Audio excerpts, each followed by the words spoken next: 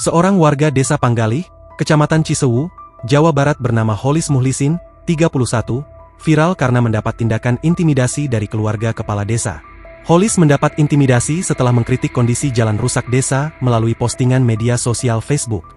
Aksi keluarga Kades mengintimidasi Holis terjadi pada 27 Oktober 2025. Sosok Kades yang keluarganya melakukan intimidasi tersebut diketahui bernama Wahyu. Ia sudah menjabat sebagai kepala desa Panggalih sejak 2019. Wahyu menjadi Kades Panggalih menggantikan Rusmana kala itu menjabat sebagai pelaksana tugas. Wahyu sendiri kini terancam diperiksa Inspektorat setelah Wakil Bupati Garut Putri Karlina turun langsung menyoroti kasus tersebut.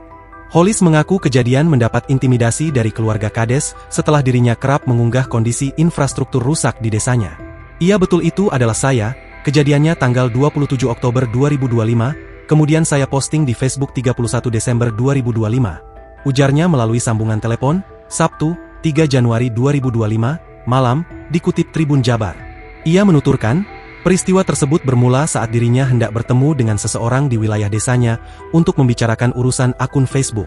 Namun, singkat cerita pertemuan itu ternyata dilakukan di halaman rumah sang kepala desa yakni di Kampung Pasir Camat.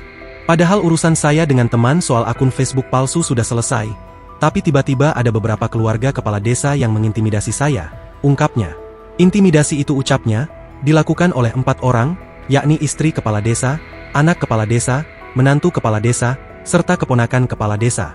Holis mengaku bahkan sempat mendapatkan kekerasan.